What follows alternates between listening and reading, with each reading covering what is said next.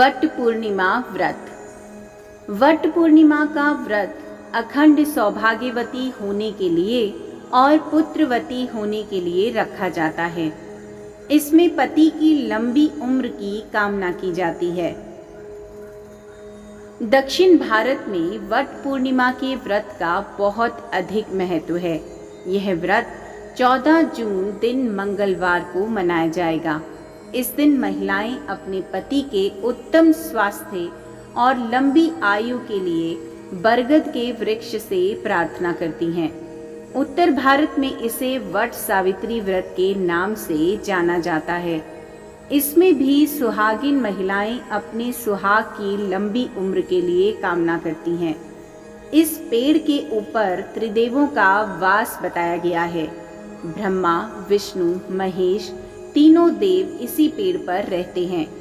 प्रातःकाल से लेकर संध्या तक इस वृक्ष पर माता लक्ष्मी का वास बताया गया है। बरगद के वृक्ष की पूजा करने पर माता लक्ष्मी प्रसन्न होती हैं और धन संबंधी हर एक परेशानी दूर हो जाती है। पति की लंबी उम्र और अच्छे स्वास्थ्य के लिए की जाने वाली पूजा बहुत ही संयम और संकल्प से पूरी होती है। आइए सुनते हैं वट पूर्णिमा व्रत तिथि और पूजा मुहूर्त। पूर्णिमा की तिथि 13 जून दोपहर 1:42 से लेकर 14 जून को सुबह 9:40 तक रहेगी। इसमें शुभ योग 14 जून सुबह 9:40 से शुरू होकर 15 जून सुबह 5:28 तक रहेगा। पूजा करने का शुभ मुहूर्त 14 तारीख को है। इस दिन बहुत बेहतर योग भी बन रहा है।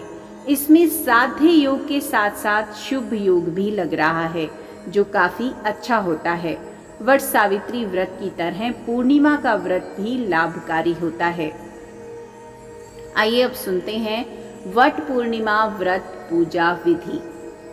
वट पूर्णिमा का व्रत रखने वाली महिलाएं सुबह सुबह स्नान करके अपनी टोकरी में सुहाग का सारा सामान लेकर वट वृक्ष के पास एकत्र होती हैं।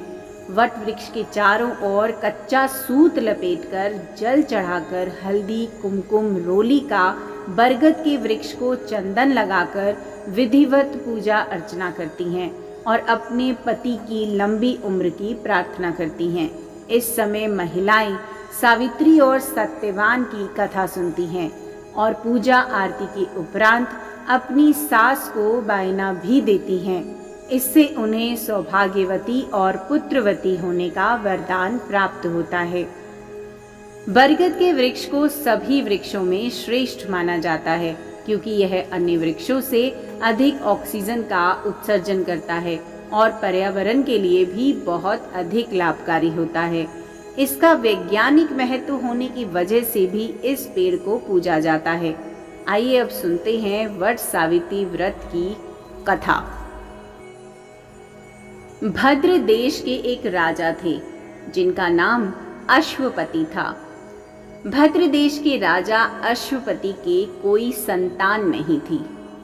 उन्होंने संतान की प्राप्ति के लिए मंत्रोच्चारण के साथ प्रतिदिन 1,00,000 आहुतियां दी। 18 वर्षों तक यह क्रम जारी रहा।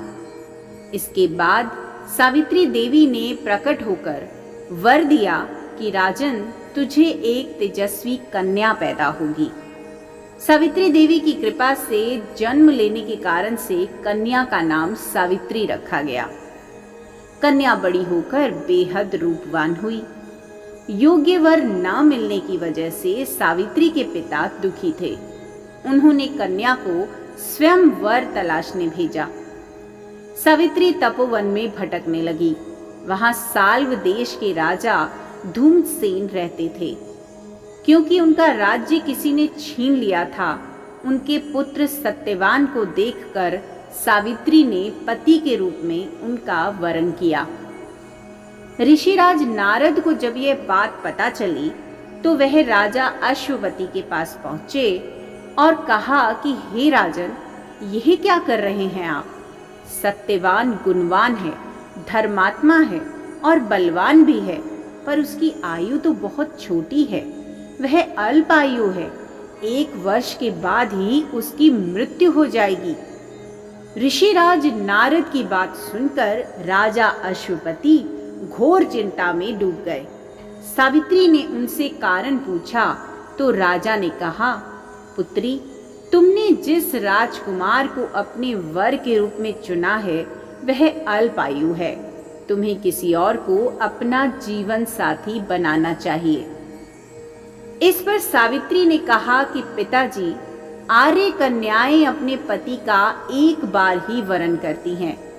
राजा एक बार ही आज्ञा देता है और पंडित एक बार ही प्रतिज्ञा करते हैं और कन्यादान भी एक ही बार किया जाता है। सावित्री हठ करने लगी और बोली, मैं तो सत्यवान से ही विवाह करूंगी। राजा अश्वपति ने सावित्री का विवाह सत्यवान से कर दिया। सावित्री अपने ससुराल पहुंचते ही सास ससुर की सेवा करने लगी। समय बीतता चला गया। नारद मुनि ने सावित्री को पहले ही सत्यवान की मृत्यु के दिन के बारे में बता दिया था। वह दिन जैसे जैसे करीब आने लगा, सावित्री अधीर होने लगी। उन्होंने 3 दिन पहले से ही उपवास शुरू कर दिया। नारद मुनि द्वारा कथित निश्चित तिथि पर पितरों का पूजन किया। हर दिन की तरह सत्यवान उस दिन भी लकड़ी काटने जंगल चले गए। साथ में सावित्री भी गई। जंगल में पहुंचकर सत्यवान लकड़ी काटने के लिए एक पेड़ पर चढ़ गए। तभी उसके सिर में तेज दर्द होने लगा। दर्द से व्याकुल सत्यवान पेड़ से नीचे उतर गए। सावित्री अपना भविष्य समझ गई। सत्यवान के सिर को गोद में रखकर सावित्री सत्यवान का सिर सहलाने लगी। तभी वहां यमराज आते दिखे। यमराज अपने साथ सत्यवान को ले जाने लगे। सावित्री भी उनके पीछे पीछे चल पड़ी। यमराज ने सावित्री को समझाने की कोशिश की कि यही विधि का विधान है, लेकिन सावित्री नहीं मानी। सावित्री की निष्ठा और पति परायणता को देखते हुए यमराज ने सावित्री से कहा, हे देवी, तुम धन्य हो। तुम मुझसे कोई भी वरदान मांगो। सावित्री ने कहा कि मेरे सास ससुर वनवासी और अंधे हैं, उन्हें आप दिव्य ज्योति प्रदान करें। यमराज ने कहा, ऐसा ही होगा, जाओ अब लौट जाओ। लेकिन सावित्री अपने पति सत्यवान के पीछे पीछे चलती रही। यमराज ने कहा, देवी तुम वापस जाओ। सावित्री ने कहा, भगवान, मुझे अपने पतिदेव के पीछे पीछे चलने में कोई परेशानी नहीं है।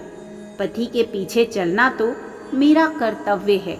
यह सुनकर उन्होंने फिर से उसे एक और वर मांगने के लिए कहा। इस बार सावित्री बोली, हमारे ससुर का राज्य छिन गया है, उन्हें पुनः वापस दिला दें। यमराज ने सावित्री को यह वरदान भी दे दिया और कहा, अब तो लौट जाओ। लेकिन सावित्री पीछे पीछे चलती रही। यमराज ने सावित्री को तीसरा वरदान मांगने को कहा। इस पर सावित्री ने 100 संतानों और सौभाग्य का वरदान मांगा। यमराज ने इसका वरदान भी सावित्री को दे दिया। सावित्री ने यमराज से कहा कि प्रभु, मैं एक पतिव्रता पत्नी हूँ और आपने तो मुझे पुत्रवती होने का आशीर्वाद दिया है। यह सुनकर यमराज को सत्यवान के प्राण आखिर छोड़ने पड़े। यमराज अंतर्ध्यान हो गए और सावित्री उसी वट वृक्ष के पास गई जहां उसके पति का मृत शरीर पड़ा था। सत्यवान जीवंत हो गया और दोनों खुशी खुशी अपने राज्य की ओर चल पड़े।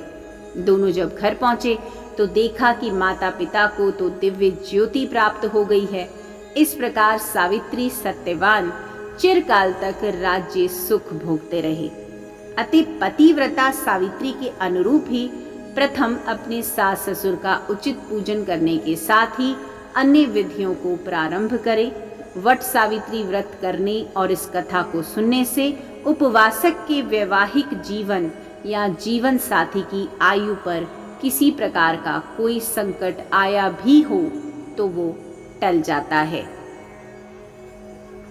ईश्वर आप सभी की मनोकामनाएं पूर्ण करें।